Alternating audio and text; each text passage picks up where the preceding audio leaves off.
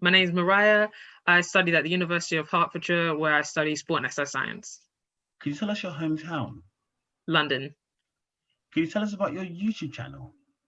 Well, my YouTube channel is me. I'm currently on a gap year, so I'm kind of using it to educate people. And if it entertains them along the way, then I'll be happy about it.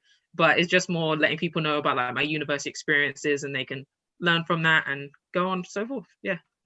Could you manage the course you're currently taking? Well, I took sport and exercise science. Why did you choose your course? I chose sport and exercise science because I was always interested in sports. And then after a while, I kind of like deterred away from the sports side of things and came more comfortable with the exercise side of things. And there's like so many questions that I wanted to be answered. Like, what is someone thinking when they experience this, or what's happening beneath the surface in this and that? So that course really opened my eyes and I was able to go deeper into those. Yeah. You now finished your course. Yes. What have you thought of your course? I actually really loved the course. I wouldn't change it, even though it was like wasn't my initial path. I would like definitely love the course.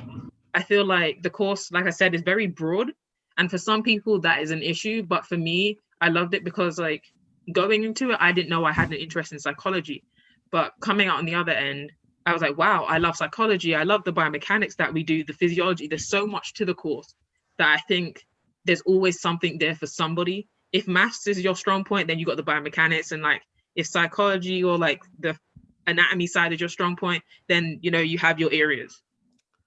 Did you take a placement year?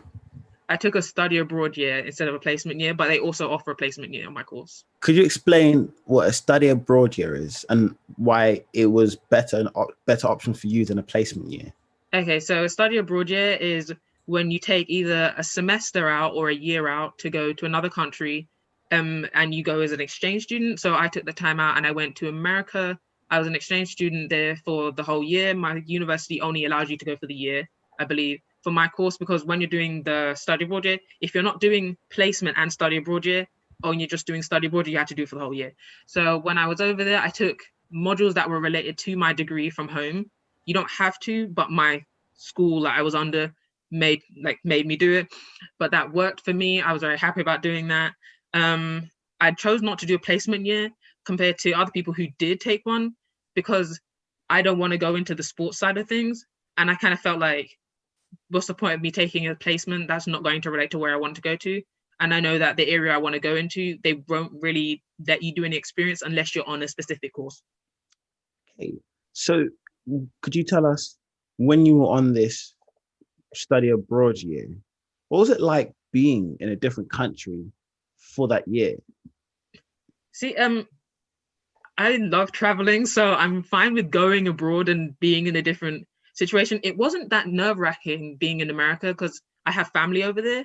So having like the comfort of knowing that whatever happens, I have family in neighboring states was always very comfortable for me. It was eye-opening for sure.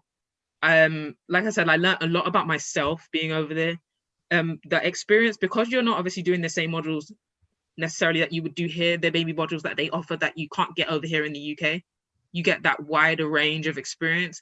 And that's also like, while you're at those universities, there's also more experiences you can jump on. So I volunteered while I was over there, and I shadowed while I was over there. So you're building your CV at the same time. Could you imagine the university you're currently studying at? The University of Hertfordshire. And if we go into the best and worst things about studying at the University of Hertfordshire, starting off with the worst. Okay, so I'd say the first worst thing I'd say is that the communication isn't amazing. I mean, in terms of, if I email them asking about something, this doesn't go for like all the teachers, but like it may take a little longer than you would expect depending on the urgency of your request. So that's one thing on their downfall.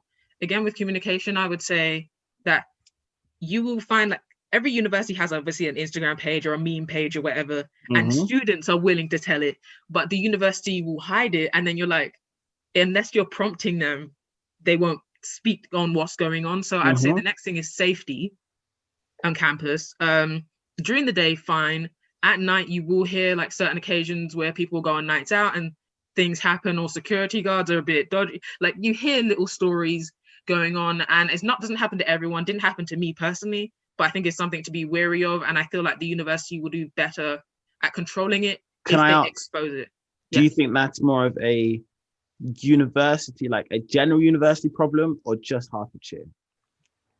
I think a bit of both, because in my opinion, I think most of the time the stuff that occurred on campus were due to the security not keeping track of who is coming on campus. It wasn't necessarily students who were studying there that were causing these problems. I feel like if there were better security, that's the issue with having like an open campus as well, that anyone can just walk on. And if that's not patrolled properly, then you end up in those situations. But Sense. obviously every uni has their issues with like stolen bikes or something like that. So I don't think it should deter you necessarily. I think just have your wits about you, especially on nights out, like don't drink more than you can handle kind of things. Okay. Anything else? Maybe I want to say ranking is, I don't know whether it's necessarily their fault, because obviously universities can't necessarily determine their ranking. But one thing I will say though, is I feel like from my point of view, I found that there were a lot of people that would come there and kind of like drag their feet throughout the course. And I'm sure any uni has it. But like when you're there and you're so dedicated to what you're learning, and then there's other people who are holding back the class, and you can tell that they either initially wanted to do it, but they weren't there for the right reasons now, and they hold you back. I kind of feel like because the university has like a lower entry requirements, most people get in and they're like, oh, okay, cool, I'm in. And they don't really understand that you're there for academics. And then they kind of pull it down for everybody else. So when you say you go to that university, you might get like, oh, you went there kind of thing. So like when I mentioned that to people, yeah, it's kind of like that. It's one of those ones really. So the image of the university. Yeah, I would say that the best thing I think they could do is raise the entry criteria. If they increase that, I think that will help them a lot, because then you are more likely to get serious people in there. And I think obviously with university, they can't force you to go to classes and stuff, but I think they need to be more on it with people. Can you tell us the best things for studying at Hertfordshire? For me personally, the main reason I chose Hertfordshire was location. I like that Hatfield itself, don't get me wrong, Hatfield itself is nothing amazing. I didn't pick Hatfield because of like Hertfordshire because of Hatfield. I picked it because it's not too far from London. There's a 25-minute train, the fast train you can take. The trains are easy to get through. There's also great bus connections. So if you live in like Watford or St Albans, you've got those nearby. So that's like the main reasons I picked it. And the commute, if you're driving, also isn't too bad. Another reason I picked it is the facilities they have on offer. So 24-hour library, I'm pretty sure most places have that, but that's really good. You got the facilities for my course are really good. The business school is really good there as well. They're good for their law school and mostly for their study abroad options they offered. Okay. If we go into the Hertfordshire accommodation, where did you live in your first year? Well, the first year I spent at Hertfordshire, I lived in Bellingham Court, which is one of their townhouses. I lived with 11 other people. 11? It's a pretty nice house. Pardon? 11 in one house? Yes. So basically, on the bottom floor of the townhouse is the kitchen and a disabled bathroom, well, like toilet. And then on the remaining 3 floors, you have 4 bedrooms on each floor, plus 2 bathrooms. Okay. So you have your own bedroom, but you share your bathroom, like the shower, with the person next to you. Okay. So it's not too bad. You honestly don't realize that you're living with that many people. And what was the kind of vibe at that accommodation? If we go from one side being party and the other side being very like chill and study. It's a little hard to say because stay in there. The flat I lived with, it wasn't like most time you live with your year group. Okay. But because I was in my second year at that point in time when I lived there, I lived in a flat which had first years in it, second years in it, a postgraduate in it. So we all had like different vibes. I was more in my terms of like, I'm in my second year, these grades count. The other people who were in my flat were like first year, so they're there for parties. So you have parties going on around you, but then you also have the quiet time around you. Okay. Second year? Well, like I said, second year is when I stayed on campus. But pardon? So I was going to say your third year? Oh, third year I commuted. So I stayed at home. I commuted because after my study abroad year, which was in between my second and third year, while I was in America, I didn't want to have to worry about setting up housing or whatever. So I chose to stay at home. The commute wasn't too bad. The only thing obviously with commuting is that you have to be wary of like any cancellations or anything. So it meant I had to get up much earlier than I would like to. So I did miss staying on campus. So when I stayed in second year on campus, I would get up like 10 minutes before a class and run down the hill. When you're commuting, I could have a 9 a.m. class, but I'd have to get up at 7 o'clock so I could make it there on time. So what advice would you give to students that are commuting to your university?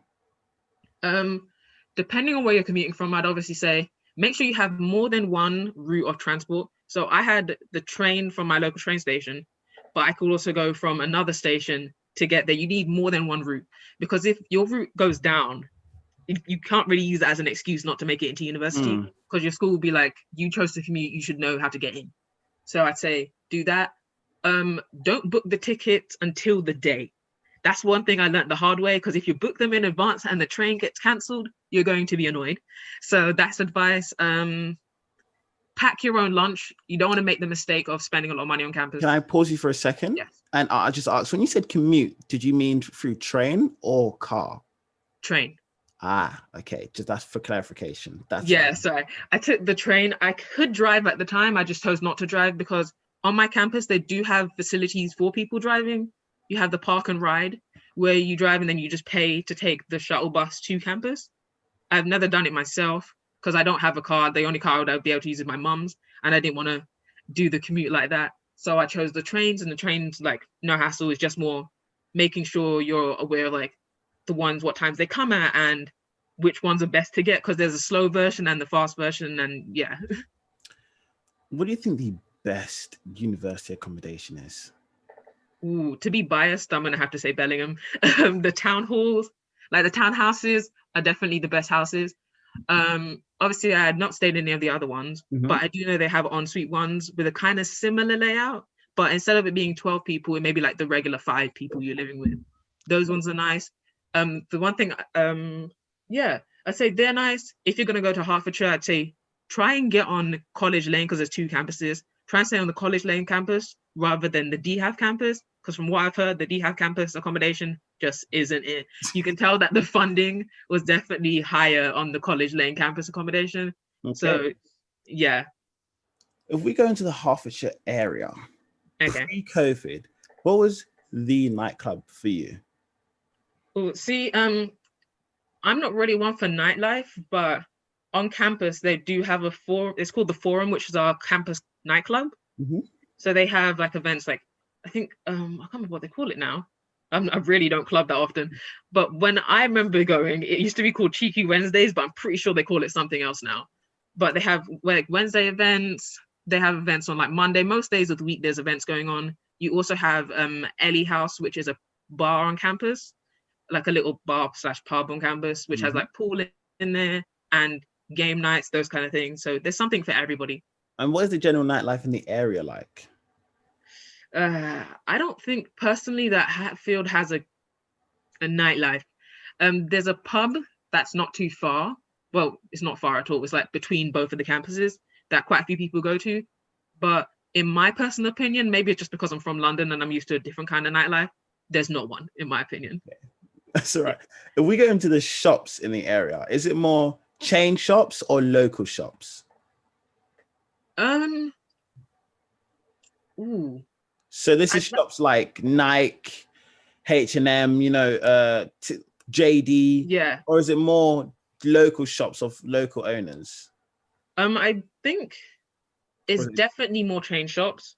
There are local shops there, but there's more chain stores, because like you have obviously like your takeaway places like Domino's, you've got your Aldi's, there's a Tesco, I'm not sure so like completely sure where the Tesco is, but there's a Tesco's, you got the Asda as well, and you got a little town area which has like your Savers, those kind of things. There's also a market there, so you can get little things in the market.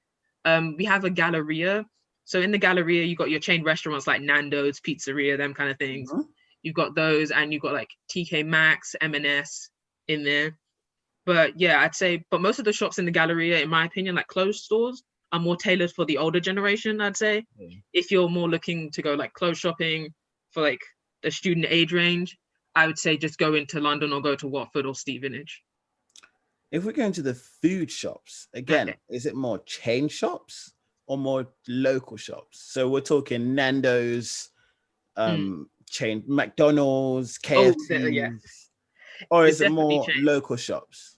Yeah, definitely chain, because they have you got the McDonald's, your KFC, Burger King, Domino's. I think they've got Pizza Hut as well. So you've got like most of the chain ones, and like I said, in the Galleria, you've got the restaurants like your Bella Italia and your Nando's. So you do have your good range of stuff.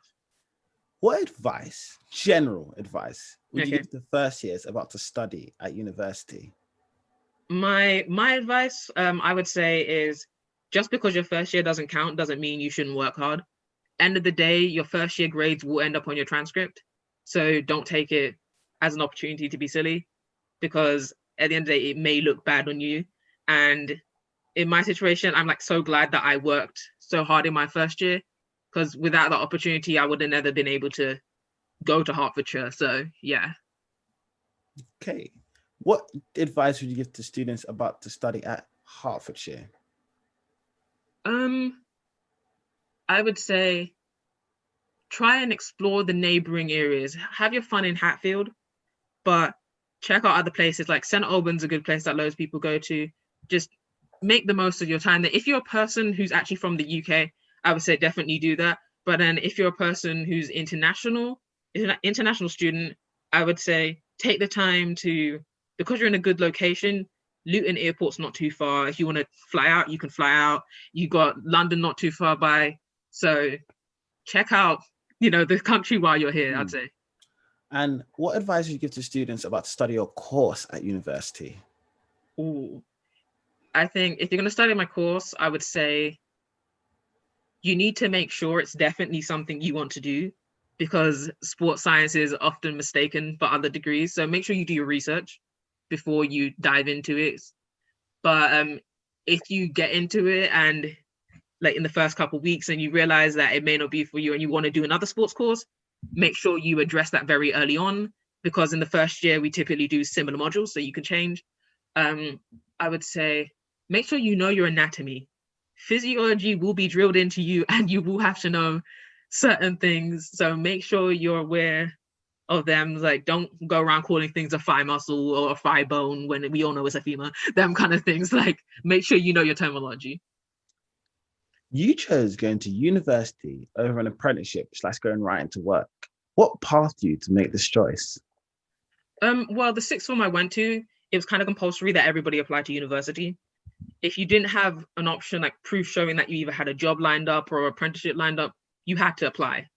Originally, I had a job, but I was planning on taking a gap year at the time.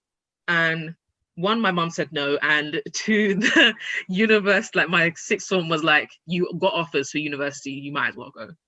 So that prompted me to go at the time I went at, but I feel like I would have gone anyway, to be fair. Yeah. You're now graduated, a couple months out of university. Obviously, the situation for you is a bit different because it's COVID. Yeah. But what is life like after university?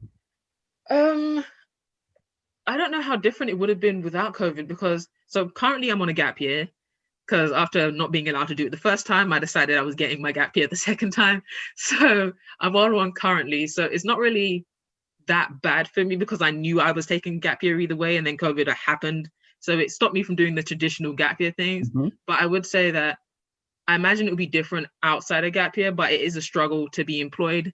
Don't assume just because you have a degree, you'll get a job off the bat. So it's a bit of a struggle for people, I'd say. Another thing I would say about post-university, it will make you wish that you took up so many more opportunities while you're at university. So while those university opportunities are there, take them. That's one thing I would say, yeah. Could you tell us more about your YouTube, what it's about, why you started it, where you plan to go with it, and what students / viewers can expect when they go on the page? Okay, so my YouTube channel is called Arrayray. The name just came about because it was like a nickname I was given in sixth form, and I kind of just taken it on and adapted it a little bit for the channel. It's a new channel, so I'm still kind of finding my feet, but so far I'm currently sticking mostly to university related topics. I'm sharing my experiences that I had during university, and hopefully people will learn from them. I'm also going to let people follow my experiences onto further education, but I'm not just trying to remain within the university box. I do want to do some lifestyle stuff. So you may get little random travel vlogs, because like I mentioned before, I love to travel. You get those. You may get like a cooking with me or something. Just, I'm all over the place sometimes. So you may get a little bit of something, but I always like to inform people before on like the channel's Instagram as well. So yeah. What kind of student, what kind of content as it could we expect to see when we go on the page? Obviously you said like the cooking, the university. Yeah. Can you go into a bit more detail of exactly what we would see if we went on the page? Okay, so far I have videos up about like my university experience. I have videos about my study abroad experience. I'm gonna have some more videos related to my study abroad coming up. I've got videos about the processes I went through in university. Some study with me's are coming up as well in the upcoming month or so. You're gonna get those. Yeah, I say mostly that if we're looking basically just on university stuff. You're gonna get days in the life, like later on you'll get those kind of things. But yeah, you just get a lot of me sharing my knowledge with everybody. Yeah. Sounds good. So at this point, I let students have what I like to call a free flow. You can say what you want about what you want. You could go to Vice. You could say something smart. You can say something dumb. You can say literally, the floor is yours. All right. Expanding on what I was saying before, make the most of all the opportunities that come your way at university. It is something I did. It is something I'm so happy I did, because now it's helped me, and you're able to leave with more than just a degree on your CV, and that sets you out from the crowd. I would say from people on my course, if they ask you to be a participant in a lab experiment and you have the criteria, do it, because being in lab is just so fun. And for any other course, I would say take those opportunities or just sit in that talk. It may benefit you even if you don't feel like it is doing so in the moment. Don't forget to like, subscribe, and I'm plugged in. Amazing. Thank you. You're welcome.